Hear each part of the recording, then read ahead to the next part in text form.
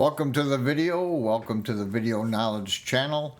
Today we're going to do an ink spot transformation just like you saw in the intro. I will leave a link to the web page where you can download the video from VectEasy. It's a free download.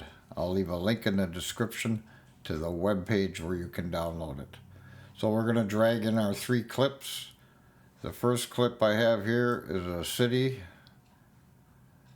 Then I'm going to drag in our ink blot clip. And then I'm going to drag in some bears.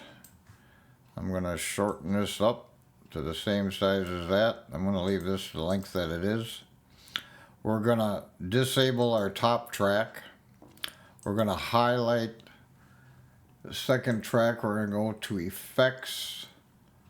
We're going to go to Open Effects. We're going to search Luma because we want the Luma keyer.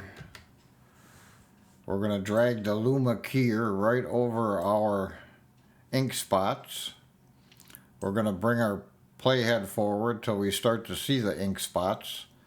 We're going to make sure that this right here is on Open FX Overlay. We're going to come here and grab that, come here and click in a black area. Now if we scrub ahead, we can still see some white spots and stuff that are left over. So we go to our matte finesse, we scroll down to in-out ratio, crank that all the way to the left. The blur radius, just bring that up until those white spots disappear. Like so. Then what we want to do is go to the video section, change our composite mode from normal to alpha. Then we're going to enable our top clip.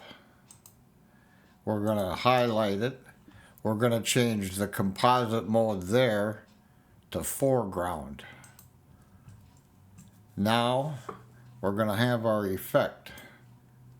We're going to drag these 2 clips out a little bit so it can transform into it. We'll play that back. And you can see the ink drops starting to fall.